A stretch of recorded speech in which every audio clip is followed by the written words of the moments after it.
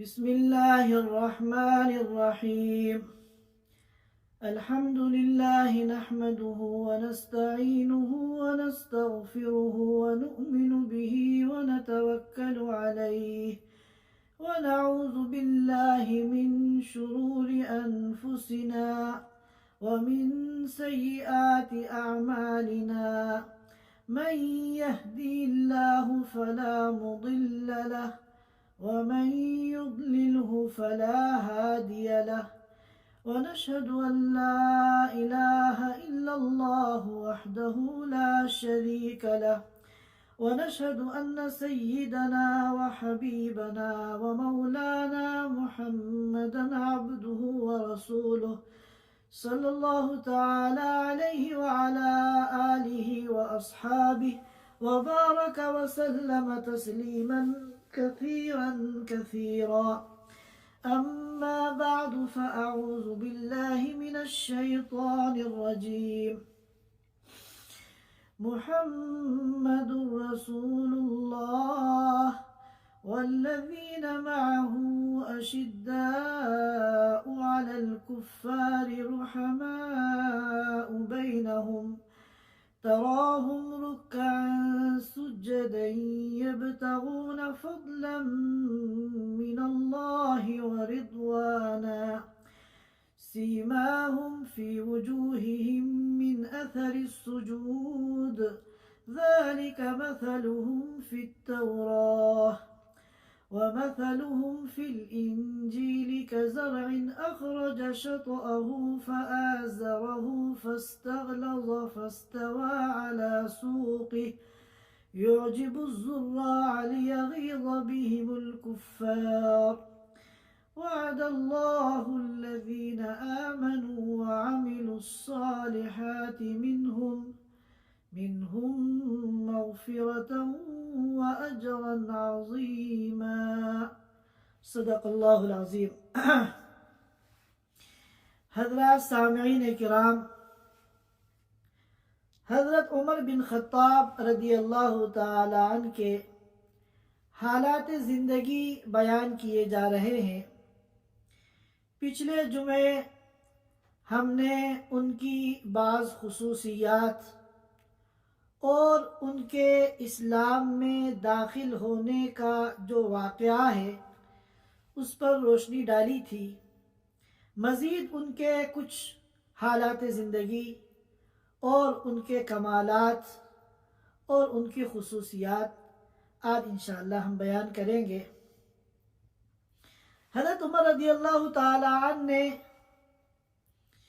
صدیق اکبر رضی اللہ تعالی عنہ کے انتقال کے بعد خلافت سنبھالی اور بڑی بہادری کے ساتھ، بڑی ہمت کے ساتھ، بڑی بے باکی کے ساتھ انہوں نے اندرونی اور بیرونی فتنوں کا مقابلہ کیا. ان کے دور میں بڑے بڑے حالات آئے، سخت سے سخت حالات آئے، بڑی سخت آزمائشیں آئیں، مگر انہوں نے پوری ہمت اور بہادری کے ساتھ ان حالات کا ڈٹ کر مقابلہ کیا. پھر انہوں نے اپنے دور خلافت میں اسلام کی سرحدوں کو تیزی کے ساتھ آگے بڑھایا اور بڑے بڑے شہروں کو، بڑے بڑے ملکوں کو فتح کرتے ہوئے آگے بڑھتے چلے گئے، یہاں تک کہ اس دور کی جو سپر پاور طاقتیں تھیں ان کو بھی انہوں نے شکست دے کر وہاں بھی انہوں نے اسلام کا جھنڈا لہرا دیا. اور کچھ ہی سالوں میں حضرت عمر رضی اللہ تعالی عنہ نے آدھی دنیا پر اسلامی حکومت قائم کر دی. اور مؤرخین لکھتے ہیں کہ عمر بن خطاب رضی اللہ تعالی عنہ کے دور میں اسلامی سلطنت کا جو دائرہ تھا وہ 22.5 لاکھ مربع میل تھا. 22.5 لاکھ مربع میل پر انہوں نے اسلامی حکومت یعنی تقریباً آدھی دنیا پر اسلام کا جھنڈا لہرا دیا. یہی جو ان کی برق رفتاری تھی، جس اسپیڈ سے وہ آگے بڑھ رہے تھے اور اسلامی سرحد کو آگے بڑھا رہے تھے، اسی کے پیش نظر میں نے عرض کیا تھا کہ بعض مستشرقین نے یہ بات لکھی ہے کہ اگر عمر بن خطاب 1 سال اور اس دنیا میں زندہ رہ جاتے تو پوری دنیا میں اسلامی حکومت قائم کر دیتے اور پوری دنیا سے کفر کا خاتمہ ہو جاتا۔ اور یہ جو تیزی کے ساتھ وہ اسلامی سلطنت کو وسیع کر رہے تھے، یہ ایسا نہیں تھا کہ آنکھ بند کر کے اندھا دھند وہ آگے بڑھ رہے ہو، بلکہ بڑے ڈسپلن کے ساتھ، بڑے نظام کے ساتھ، اصول ضابطوں کے ساتھ، عقل اور بصیرت کے ساتھ وہ آگے بڑھ رہے تھے، اور زمین کے جس حصے پر ان کی حکومت قائم ہوتی تھی وہاں کا ایسا عمدہ وہ نظام بناتے تھے کہ دنیا ان کی اس صلاحیت پر حیران ہے۔ انہوں نے ایجوکیشن کا نظام بنایا، انہوں نے سیکورٹی کا نظام بنایا، امن کا نظام بنایا، انہوں نے میونسپلٹی کا نظام بنایا، انہوں نے اکنامک کا نظام بنایا، انہوں نے کورٹ اور عدالتوں کا نظام بنایا، انہوں نے ملکوں میں جو گورنر متعین کیے جاتے تھے ان گورنروں کی تعیین کا ایک نظام بنایا، سسٹم بنایا، ہر کام کو انہوں نے منظم کر دیا، اور بڑے بڑے تعلیمی ادارے قائم کیے، ایجوکیشن سینٹر قائم کیے۔ چنانچہ ان کے دور میں 6 بڑے تعلیمی ادارے تھے، ایک مکہ مکرمہ میں تھا، ایک مدینہ منورہ میں تھا، ایک بصرہ میں تھا، ایک کوفے میں تھا، ایک شام میں تھا اور ایک مصر میں تھا۔ یہ 4 بہت بڑے بڑے تعلیمی ادارے تھے۔ آج کی زبان میں اگر آپ کہیں تو بڑی بڑی یونیورسٹیاں انہوں نے قائم کی، اور پوری اسلامی دارالسلطنت کے اندر انہوں نے تعلیم کا نظام بنایا، سیکورٹی کا نظام انہوں نے مرتب کیا، راستوں کو پرامن بنایا، رات کے اوقات میں جو بد امنی ہوتی ہے، چوری ڈکیتی ہوتی ہے، اس کو ختم کرنے کے لیے انہوں نے سسٹم بنایا، نظام بنایا۔ اسی طرح انہوں نے اکنامک کا نظام بنایا، مارکیٹنگ کا سارا سسٹم بنایا، اور عدالتیں بنائی، کورٹ بنائے، اور انصاف کے ساتھ وہاں فیصلہ کرنے کے لیے اصول بنائے، ضابطے بنائے۔ اللہ تعالیٰ نے ان کو تنظیم کی غیر معمولی صلاحیت دی تھی، ہر کام کو وہ منظم طریقے سے کرنا چاہتے تھے، اور سختی سے خود بھی عمل کرتے تھے، اور جتنے ان کے حکام تھے، ان کے زمانے کے گورنر تھے، ان سب کو سختی سے ان اصول ضابطوں پر عمل کراتے تھے۔ ڈسپلن کے اندر ذرا سی بھی کمی عمر بن خطاب کو برداشت نہیں تھی۔ اسی طرح یہ جو حرم مکی کے اندر مقام ابراہیم کی موجودہ جگہ ہے، یہ بھی عمر بن خطاب رضی اللہ تعالیٰ عنہ کی تنظیمی صلاحیت کا ایک نمونہ ہے، ورنہ دور نبوی میں اور پھر دور صدیقی میں مقام ابراہیم بیت اللہ سے ملا ہوا تھا، جس کی وجہ سے نمازوں میں بھی دقت ہوتی تھی، صفیں بنانے میں، اور طواف کرنے میں بھی دقت ہوتی تھی۔ یہ حضرت عمر رضی اللہ تعالیٰ عنہ نے مقام ابراہیم کو وہاں سے موجودہ جگہ میں منتقل کیا۔ اسی طرح رمضان شریف میں تراویح کی نماز کا کوئی باقاعدہ نظام نہیں تھا، منظم شکل نہیں تھی۔ عشاء کی نماز تو مسجد میں سب جماعت سے ایک امام کے پیچھے پڑھتے تھے، لیکن عشاء کے بعد جب تراویح کا وقت آتا تو اس کی کوئی منظم شکل، اجتماعی شکل نہیں تھی، ہر ایک اپنا اپنا قرآن تراویح میں پڑھتا، اور الگ الگ ٹولیوں میں متفرق مسجد میں لوگ تراویح کی نماز پڑھتے تھے۔ حضرت عمر رضی اللہ تعالیٰ عنہ نے اس کو منظم کیا، اور تمام مصلیوں کو ایک امام اور ایک قاری کے پیچھے جمع کیا، اور یہ جو موجودہ تراویح کا نظام ہے پوری دنیا میں جو 1400 سال سے چلا آ رہا ہے، یہ حضرت عمر رضی اللہ تعالی عنہ کا بنایا ہوا سسٹم اور نظام ہے۔ یہی وجہ ہے کہ ایک موقع پر رمضان کی پہلی رات میں حضرت علی رضی اللہ تعالی عنہ باہر نکلے تو مسجدوں سے تراویح کی آواز آ رہی تھی۔ ان کو یہ اجتماعی تراویح کا یہ طریقہ کار اتنا پسند آیا کہ انہوں نے برجستہ دعا کی، اللہم نور عمر فی قبرہ کما نور مساجدنا بالقرآن۔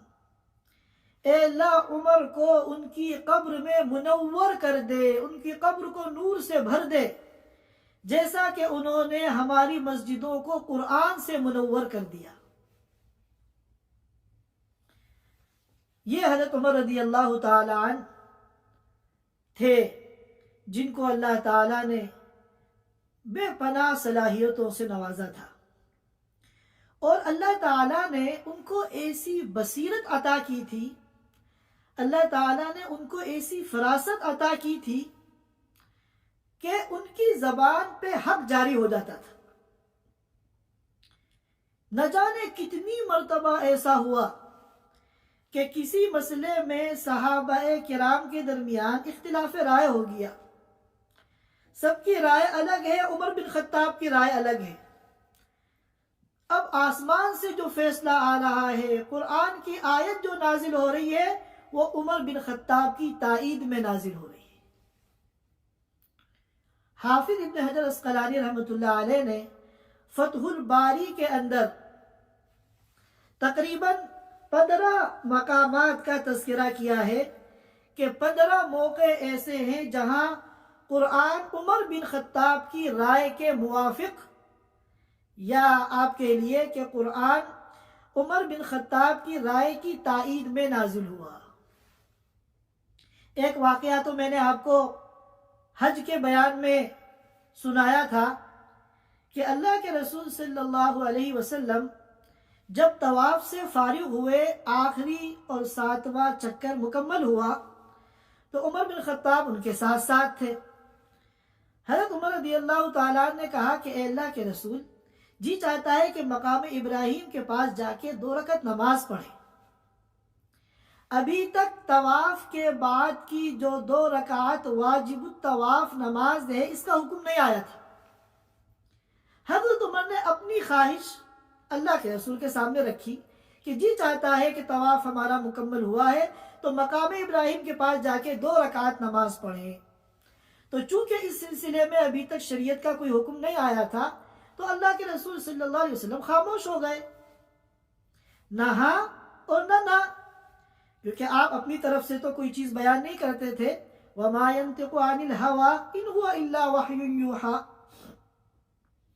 اتنی دیر میں جبریل امین اوپر سے آتے ہیں اور قرآن کی آیت لے کر آتے ہیں، حکم ہوتا ہے نبی کو وَاتَّخِذُوا مِن مَّقَامِ إِبْرَاهِيمَ مُصَلًّى۔ دیکھیے چند منٹ پہلے عمر نے کیا خواہش ظاہر کی تھی، اور یہ قرآن کی آیت کیا نازل ہو رہی ہے۔ نبی سے کہا جا رہا ہے کہ مقام ابراہیم کو مصلی بنائیے، یعنی وہاں جا کے نماز پڑھیے۔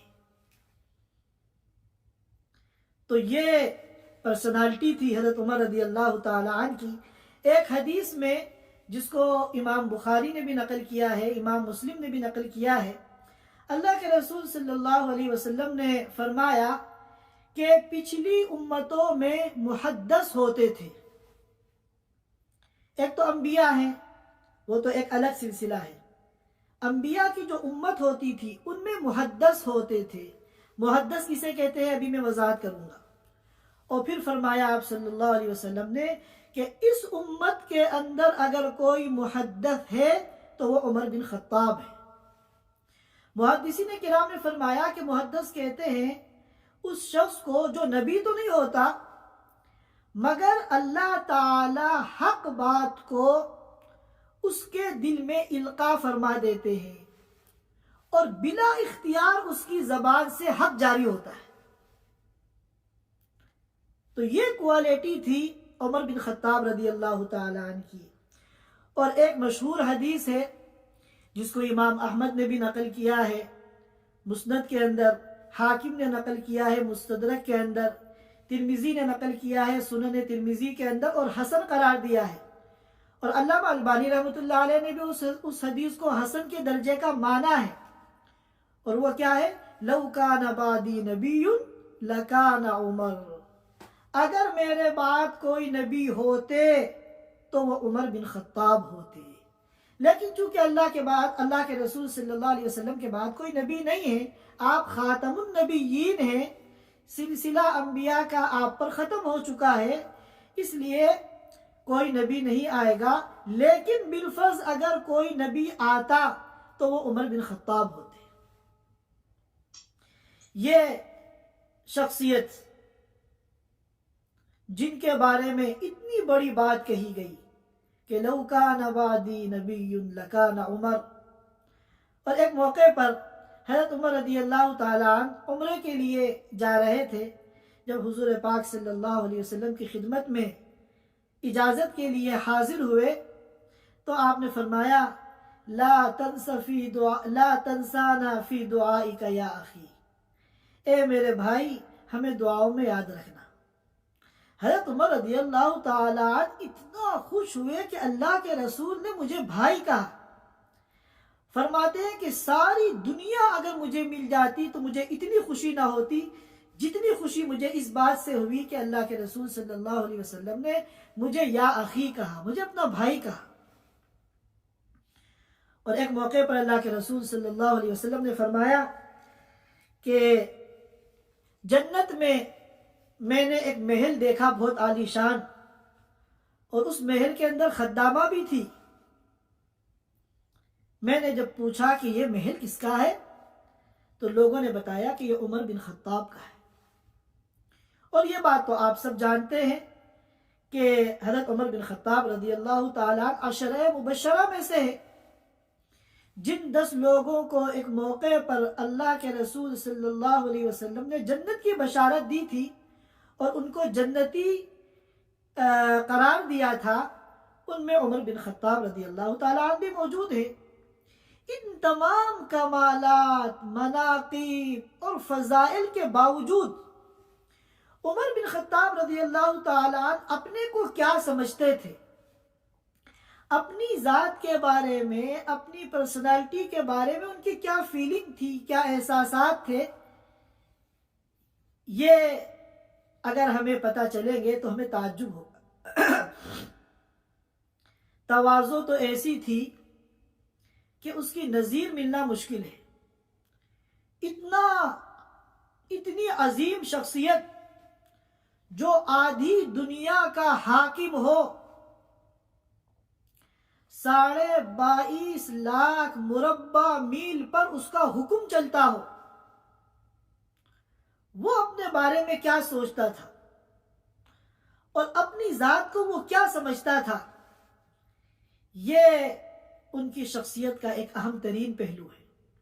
ذوق دہلوی نے تواضع پر جو شعر کہا تھا، غالباً انہی کی تواضع ان کے سامنے ہوگی کہ تواضع کا طریقہ صاحبو پوچھو سراہی سے. سراہی آپ جانتے ہیں کہ چھوٹا پانی کا مٹکا جس کی گردن لمبی ہوتی ہے تو اس کو ٹیڑھا کر کے جھکا کے پانی نکالا جاتا ہے. تو ذوق دہلوی نے کہا تھا تواضع کا طریقہ صاحبو پوچھو سراہی سے کہ جاری فیض بھی ہے اور جھکی جاتی ہے گردن بھی. کہ فیض تو ایسا جاری ہے کہ آدھی دنیا کا یہ شخص مالک بنا ہوا ہے لیکن گردن جھکی ہوئی ہے. آج ذرا سی کوئی ترقی کر لے تو گردن میں سریا آ جاتا ہے، گردن جھکتی نہیں. عمر بن خطاب کی گردن ہر وقت جھکی رہتی تھی. ایک مرتبہ جمعے کی نماز پڑھانے کے لیے جا رہے تھے تیار ہو کر. راستے میں حضرت عباس رضی اللہ تعالیٰ عنہ کا گھر تھا. تو گھر کی چھت کا جو پرنالا تھا، جو بارش وغیرہ کا پانی تاکہ چھت میں جمع نہ ہو جائے، تو ایسی ایک نالی سی نکالتے ہیں باہر تاکہ پانی باہر گر جائے. تو وہ پرنالے کا رخ راستے پہ تھا. اوپر چھت پہ حضرت عباس رضی اللہ تعالیٰ عنہ کے 2 چوزے تھے جن کو ذبح کیا گیا تھا. تو اس کا جب خون وہاں سے بہا تو وہ پرنالے سے سیدھا حضرت عمر رضی اللہ تعالیٰ عنہ کے اوپر گرا. اب یہ تو غسل کر کے تیار ہو کے جمعے کی نماز پڑھانے جا رہے تھے امیر المومنین، اور ان کے سارے کپڑے خراب ہو گئے. حضرت عمر رضی اللہ تعالیٰ عنہ کو نے دیکھا تو بڑا غصہ آیا ان کو. انہوں نے اس پرنالے کو توڑوا دیا اور پھر گھر واپس گئے. کپڑا کوئی دوسرا ہوگا تو اس کو تبدیل کیا ہوگا یا پھر اسی کو دھو کے نماز پڑھانے کے لیے آئے. جمعے کا خطبہ دیا، نماز پڑھائی. نماز سے فارغ جب ہوئے تو حضرت عباس رضی اللہ تعالیٰ عنہ کمپلین لے کر آ گئے کہ آپ نے یہ جو پرنالہ توڑوایا ہے آپ کو معلوم ہے کہ یہ کس نے لگوایا تھا؟ انہوں نے کہا کہ حضور صلی اللہ علیہ وسلم نے یہ پرنالہ لگوایا تھا جو آپ نے آج توڑوا دیا. یہ سننا تھا کہ عمر بن خطاب کے جسم پر ایک کپکپی طاری ہو گئی اور ان کو اتنا صدمہ ہوا کہ کاٹو تو خون نہیں، کہ جس پرنالے کو حضور نے لگوایا ہو عمر کی ہمت کیسے ہوئی اس کو توڑوانے کی. حالانکہ فی نفسی ہی ان کا فیصلہ غلط نہیں تھا کہ پرنالہ ایسی جگہ پر جہاں عام گزرنے والوں کو تکلیف ہو اس کو توڑوانا کوئی یہ بات جو ہے کہ غلط نہیں تھی. لیکن جیسے ہی ان کو پتا چلا کہ حضور صلی اللہ علیہ وسلم نے یہ پرنالہ لگوایا تھا تو ان کو اتنا صدمہ ہوا. حضرت عباس سے کہا کہ میں تم کو قسم دیتا ہوں کہ میں یہاں دیوار کے پاس جھک کر کھڑا ہو رہا ہوں، میری پیٹھ کے اوپر چڑھ کے تم اس پرنالے کو ٹھیک کرو. عمر کی یہی سزا ہے کہ اس کی ہمت کیسے ہوئی کہ اس نے حضور کے لگائے ہوئے پرنالے کو توڑوا دیا. چنانچہ اتنی سختی سے قسم دے کر حضرت عباس سے انہوں نے کہا کہ حضرت عباس یہ کرنے پر مجبور ہوئے. آدھی دنیا کا مالک 22.5 لاکھ مربع میل پر جس کا حکم چلتا ہے وہ وہاں پر جھکا ہوا کھڑا ہے، اس کی پیٹھ کے اوپر کھڑے ہو کر حضرت عباس نے اس پرنالے کو فٹ کیا. یہ تھے عمر بن خطاب رضی اللہ تعالی عنہ. ایک مرتبہ مدینے کے باہر کسی کام سے گئے ہوں گے، واپس جب آ رہے تھے تو شدید گرمی تھی اور ان کے پاس سواری نہیں تھی، پیدل آ رہے تھے اور شدید گرمی کی وجہ سے انہوں نے چادر اپنے سر کے اوپر ڈال رکھی تھی. انہوں نے دیکھا کہ ایک غلام ایک گدھے پہ بیٹھا جا رہا ہے تو حضرت عمر رضی اللہ تعالیٰ عنہ نے اس غلام کو پکارا اور اس سے لفٹ مانگی کہ مجھے بھی سوار کر لو تاکہ میں بھی جلدی پہنچ جاؤں اپنی منزل تک، اور یہ جو دھوپ کی تپش ہے اس سے میں بچ جاؤں. تو وہ غلام کود کر گدھے پہ سے اتر گیا اور کہا کہ آپ تشریف رکھیے امیر المومنین. حضرت عمر نے کہا کہ نہیں، تم اترو مت، تم بیٹھے رہو، میں تمہارے پیچھے بیٹھ جاؤں گا.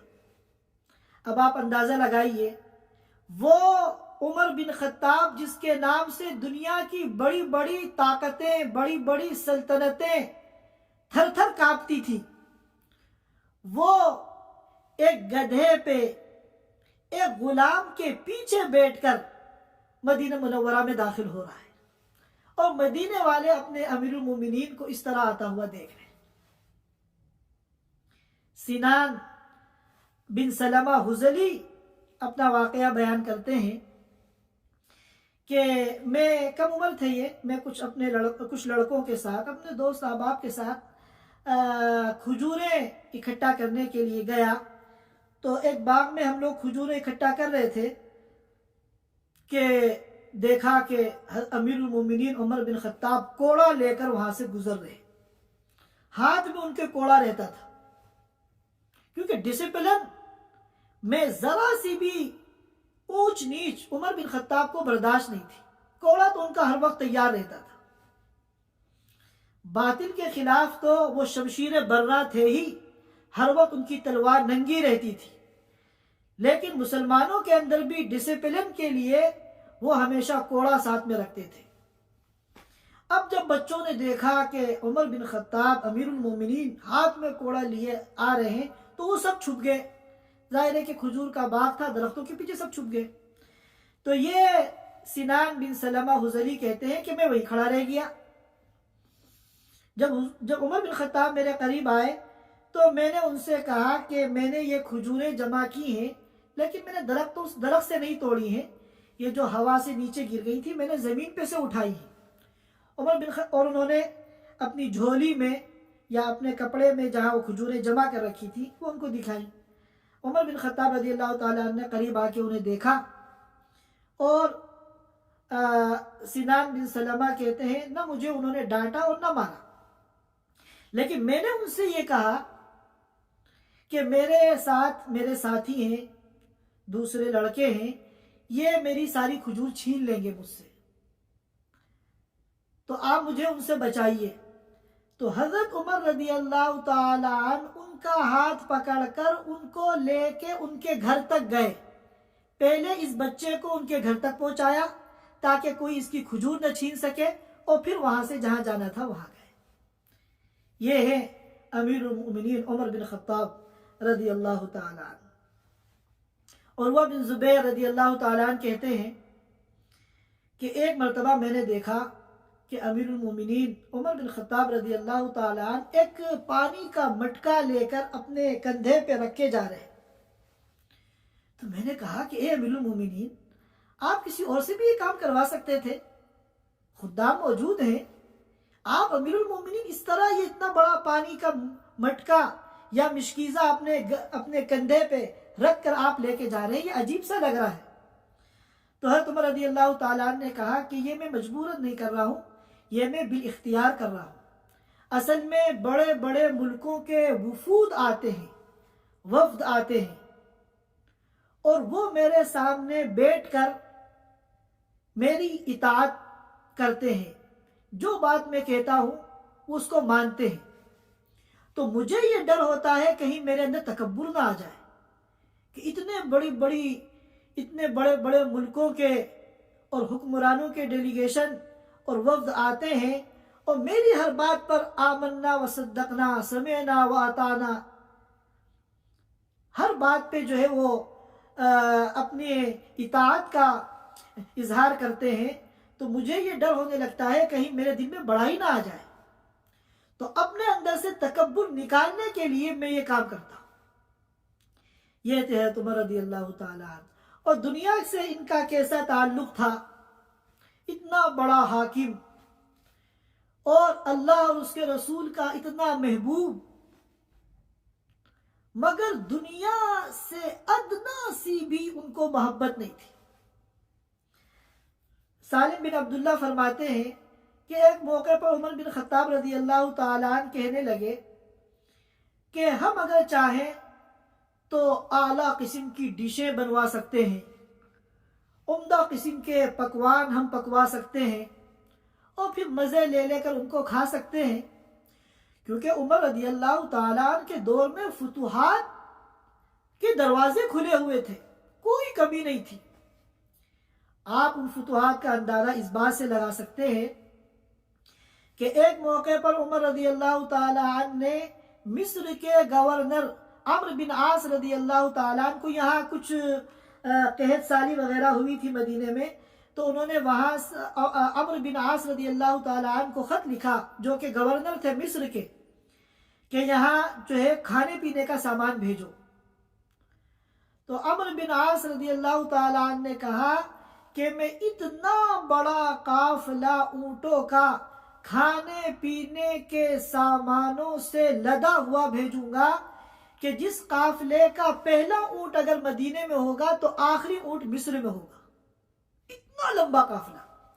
اور پھر فرمایا کہ یہی نہیں بلکہ میں سمندر کے راستے سے بھی کشتیوں کے ذریعے اناج اور غلہ اور کھانے پینے کا سامان بھجوانے کی کوشش کروں گا۔ تو اتنی فتوحات ان کے زمانے میں ہو چکی تھی، وہ اگر چاہتے تو سونے کا محل تعمیر کر لیتے، وہ اگر چاہتے تو دنیا کی ساری نعمتیں ان کے گھر کے اندر ہوتی، لیکن ان کی سوچ دیکھیے، اللہ کے رسول صلی اللہ علیہ وسلم نے دنیا کے بارے میں جو کہا تھا، کن فی الدنیا کأنک غریب او عابر سبیل، دنیا میں زندگی ایسے گزارو جیسے کہ تم پردیس میں ہو۔ ہم اگر چند دن کے لیے کسی ملک میں جاتے ہیں تو بالکل بقدر ضرورت ہمارا سامان ہوتا ہے، وہاں ہم زیادہ سامان اکٹھا نہیں کرتے کیونکہ ہم پردیس میں ہیں، چند دن کے لیے آئے ہیں۔ او عابر سبیل، یا تم اس طرح زندگی گزارو جیسے راہ چلتے مسافر ہو۔ اب ایک آدمی مسافر ہے، بس میں جا رہا ہے، گاڑی میں، ٹرین میں، ہوائی جہاز میں، کتنا سامان لے کے جاتا ہے۔ تو اس طرح دنیا میں زندگی گزارو۔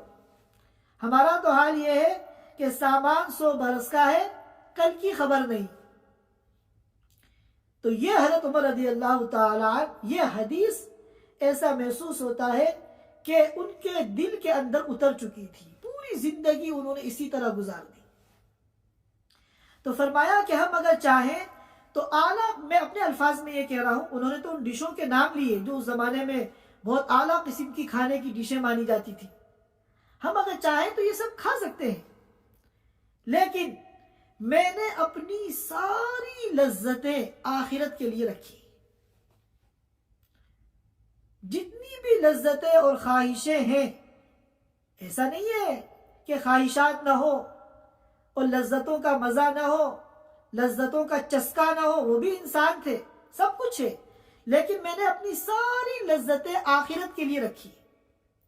اگر میں دنیا میں عیش کروں گا، مزے کروں گا، تو مجھے ڈر ہے کہ قیامت کے دن مجھ سے یہ نہ کہہ دیا جائے اذهبتم طیباتکم فی حیاتکم الدنیا، کہ تم نے تو دنیا ہی میں مزے لوٹ لیے۔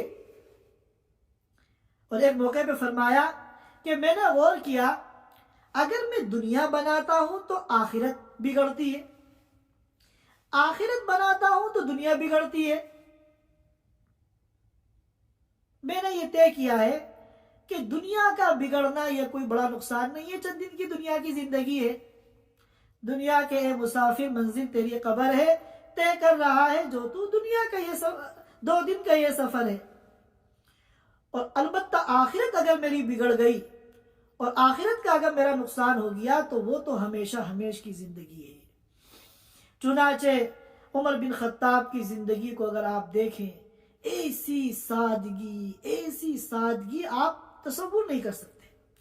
ایک موقع پر وہ خطبہ دے رہے تھے۔ اب یہ خطبہ کوئی عام خطبہ نہیں ہے جیسے ہم ابھی مسجد میں خطبہ دے کر آئے ہیں، یہ ایک آفیشلی اسپیچ ہے۔ آدھی دنیا پر حکومت کرنے والا بادشاہ یہ قوم سے خطاب کر رہا ہے،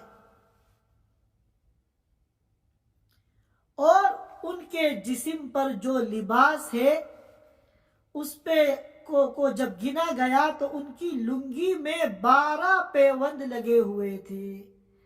پیوند تو آج کل کی نئی نسل جانتی نہیں کسے کہتے ہیں، اتنی فراوانی ہو گئی ہے۔ پہلے جب کپڑا گھس گھس کے پھٹ جاتا تھا تو ایک کپڑے کا ٹکڑا اس جگہ سی دیا جاتا تھا تاکہ وہ پھٹی ہوئی جگہ چھپ جائے، اس کو کہتے ہیں پیوند۔ تو ان کی لنگی میں 12 پیوند تھے، اور ایک مرتبہ وہ طواف کر رہے تھے، اس وقت بھی ان کے لباس میں جب نوٹ کیا گیا تو 12 پیوند تھے، اور ان میں ایک پیوند تو ایسا تھا کہ جو کپڑے کا نہیں تھا، چمڑے کا تھا۔ آج تو لیدر بہت مہنگا ہے، کپڑا سستا ہے، اس زمانے میں چمڑا سستا تھا، کپڑا بہت مہنگا تھا، تو پیوند کے لیے بھی کپڑا نصیب نہیں ہوا تو چمڑا جو ہے اس جگہ سی دیا گیا۔ یہ تھے عمر بن خطاب رضی اللہ تعالیٰ عنہ۔ ایک مرتبہ جمعے کی نماز میں خطبہ دینے کے لیے تاخیر سے آئے، لوگ انتظار میں بیٹھے ہوئے ہیں کہ امیر المومنین آئیں گے، خطبہ دیں گے، نماز پڑھائیں گے، لیکن وہ دیر میں آئے، اور دیر میں آنے کی انہوں نے وجہ بیان کی کہ مجھے تاخیر کیوں ہو گئی۔ بتایا کہ میرے پاس ایک ہی کرتا ہے، وہ چونکہ گندا ہو گیا تھا اس لیے میں نے اس کو دھلوا کے دھوپ میں سکھوا کے میں وہ کرتا پہن کے آیا ہوں، تو کرتے کے سوکھنے میں چونکہ دیر لگ گئی اس لیے مجھے آنے میں تاخیر ہو گئی۔ یہ ایک کرتا کس کا ہے؟ جو 22.5 لاکھ مربع میل پر حکومت کر رہا ہے. اور ایک موقع پر حضرت عائشہ رضی اللہ تعالی عنہا کے پاس کہلوایا کہ میں ان کی جو چھوٹی بہن ام کلثوم ہے میں ان سے نکاح کرنا چاہتا ہوں. حضرت عمر رضی اللہ تعالی عنہ نے اپنی حیات مبارکہ میں متعدد نکاح کیے، لیکن وہ یہ فرماتے تھے انہوں نے اپنے نفس کو بالکل مار لیا تھا. جب شیطان ان کو دیکھ کر بھاگتا تھا، راستہ بدل دیتا تھا، تو نفس کی تو حیثیت ہی کیا ہے ان کے آگے، تو نفس کو بھی انہوں نے مار مار کے اس کا کچومر نکال دیا تھا. چنانچہ کہتے تھے کہ اگر نکاح مستحب نہ ہوتا، اللہ اور اس کے رسول کو پسند نہ ہوتا، تو پوری زندگی میں کوئی نکاح نہ کرتا، کیونکہ لذتیں ساری وہ تو انہوں نے آخرت کے لیے سیو کر رکھی تھی، اور دنیا کو تو وہ مزرعۃ الآخرہ سمجھتے تھے کہ یہ تو آخرت کی کھیتی ہے، ہم تو یہاں آخرت بنانے کے لیے آئے ہیں، دنیا بنانے کے لیے تو آئے ہی نہیں. تو باہر کیف میں کہہ رہا تھا کہ حضرت عائشہ رضی اللہ تعالی عنہ کی چھوٹی بہن تھی ام کلثوم، تو انہوں نے حضرت عائشہ کے پاس کہلوایا کہ میں ان سے نکاح کرنا چاہتا ہوں، آپ ام کلثوم سے بات کر کے مجھے بتائیں. حضرت عائشہ رضی اللہ تعالی عنہ نے ام کلثوم سے کہا تو انہوں نے انکار کر دیا. حضرت عائشہ کو تعجب ہوا، کہا کہ امیر المومنین کا پیغام نکاح آیا ہے، کسی عام آدمی کا رشتہ نہیں ہے، امیر المومنین کا ہے. تو انہوں نے کہا کہ ٹھیک ہے. پھر انہوں نے اپنے انکار کی جو وجوہات بیان کی، ان میں جو سب سے پہلی وجہ ہے بس میں وہ بیان کرنا چاہتا ہوں.